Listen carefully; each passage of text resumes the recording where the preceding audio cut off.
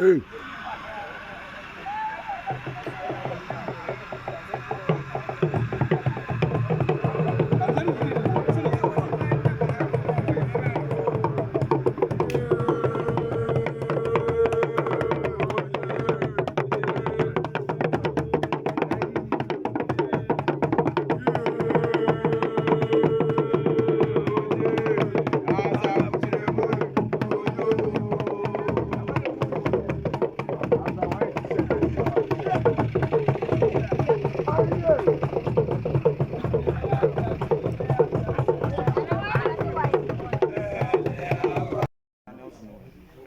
Inside, my main friend ran.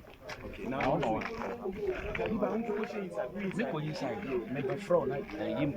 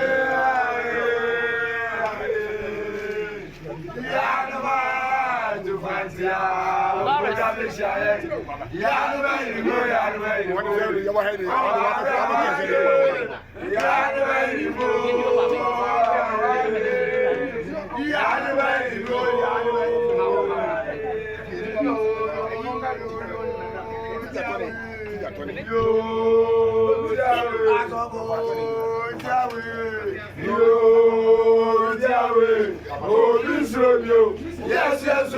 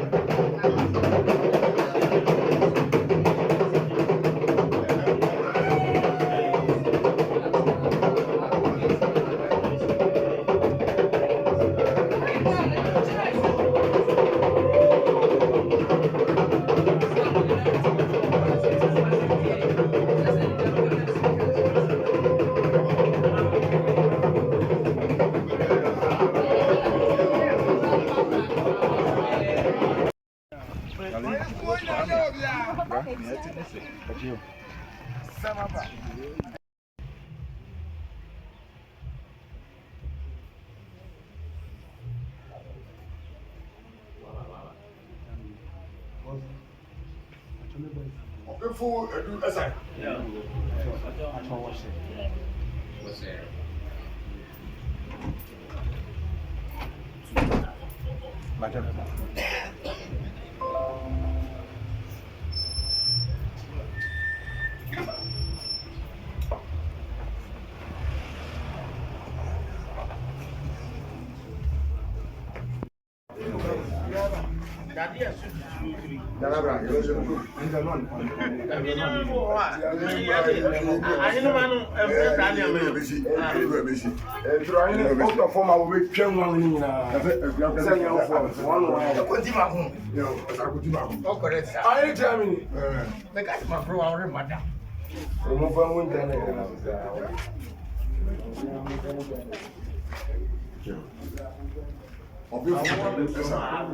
Mama, you may be over. I'm catching you, baby. Make out your man, Mamma.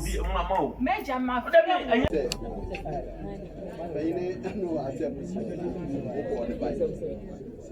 Yo,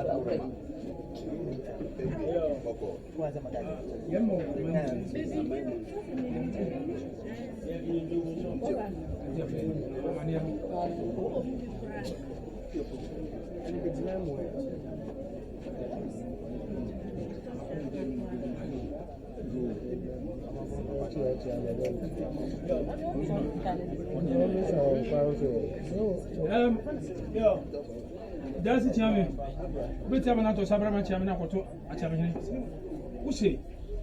They name him Nera Media, ye did. Sabra.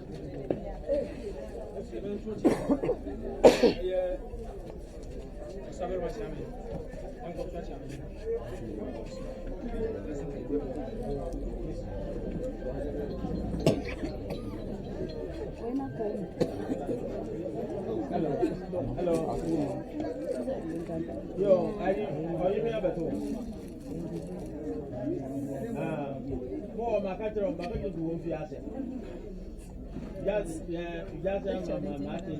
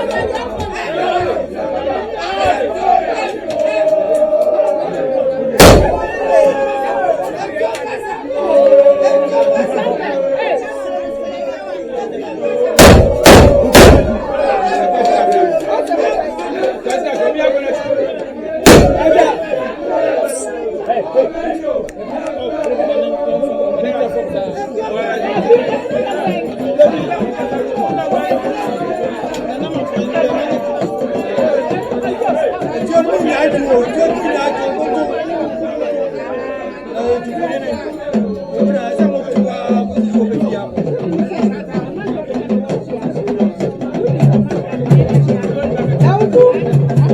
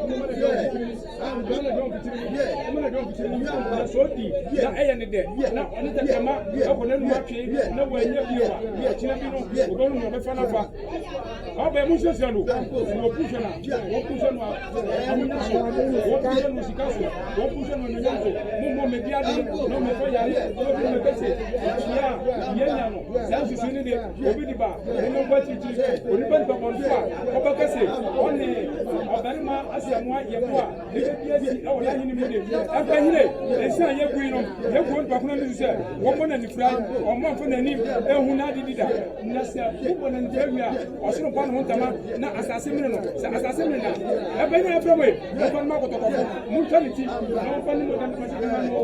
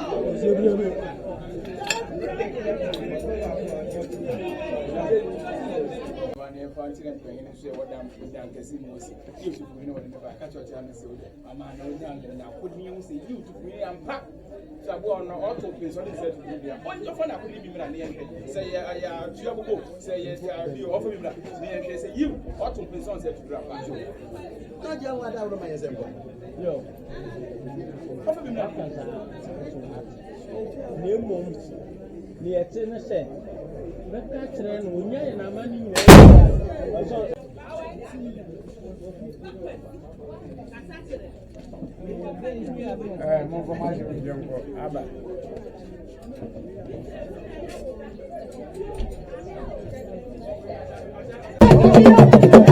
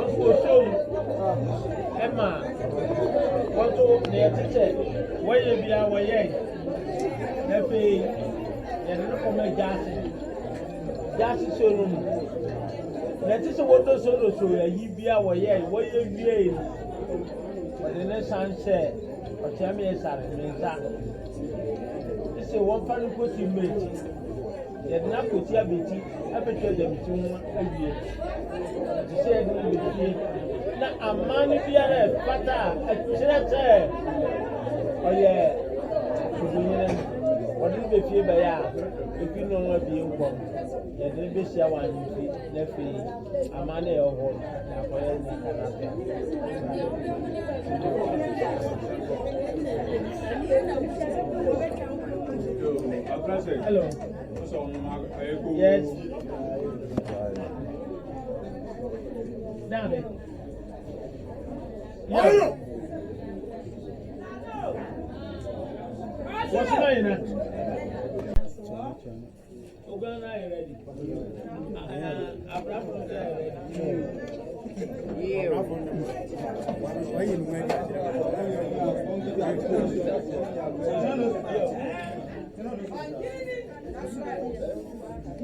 Who's it?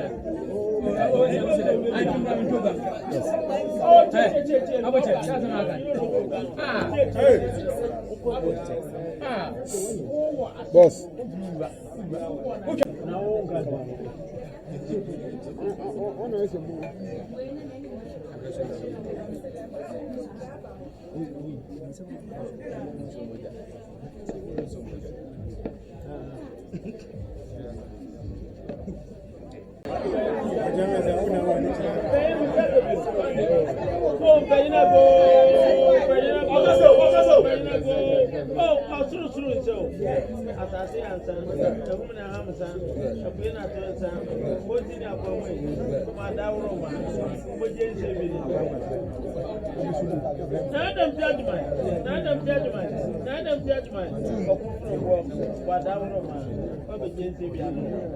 Never come out away. Never come out away. Never come out away. What I would man. What a Jensi. And I never feel what I would man. What a Jensi. I'm a practice so. And then we stand and be stand. What that we stand. Now me and so. A tribute to Jensi. But there is a Jensi no more. And then we know. Papa. Mapra. Joe and Samuel will throw Joe away. After Joe will be Jensen, what be Jensen, now a papa so, Wedger, Family, now a papa so, a year one now, 4 o'clock, Abakoto odum jaw mu jaw o di jaw amano eye ma kura kwa mre ku di mani sem mama bon man wo sene ni nyam wo mani tufunyene so ya berma tufunyene unyo berma untumi ni so ya berma ono so edi achi ogowi nti oyima ne ba awo friends tufunyene ewukuja ono tu bedi odi adia mani sem ekwa people man obebiara amanyi ne besoma enyama mane man ono ko benkumem ono ko adini obia amanyi ne kasa wa yimfia otuni ne nti ose asam na wokan minyentom tama amanyi ne crazy ino no kasa an what you said na panyene wahunu bio any action Mampoha and the police station ever first eti o man panyene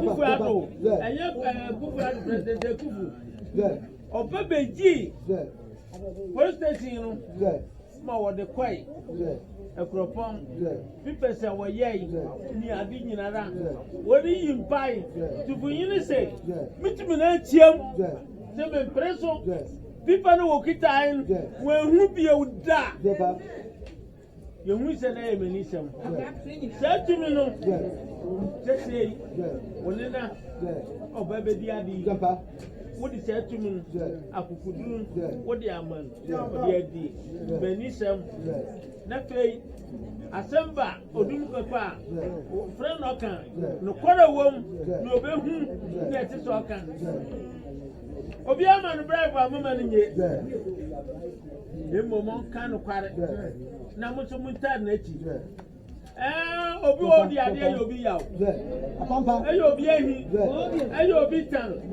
baba na nanu me kamo na nse odi ade onipa biara a obedwene no ho adwene bwane odi nkasa ya odi nama nkasa yi an odi nkasi ya so nkasa yi an odi otonso ensin o mini fufu a mama kan mi no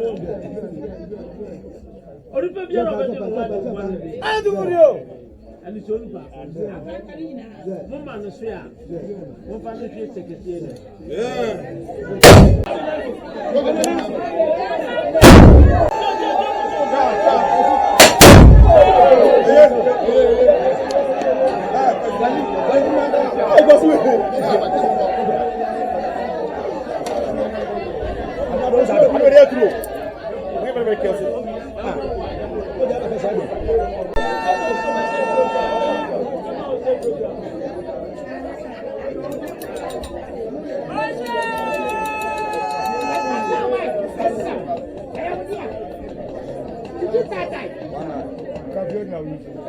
Boko na moja ni atoro.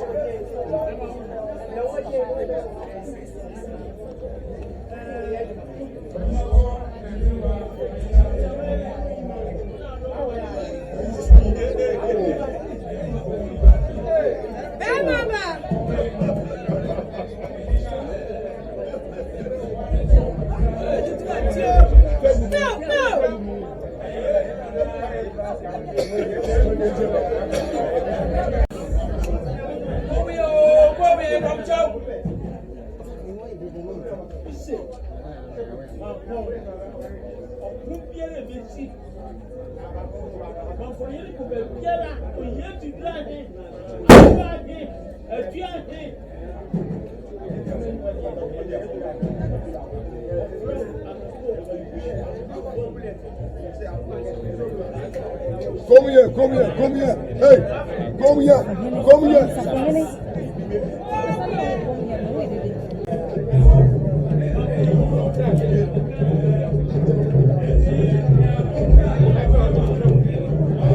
Listen, between them,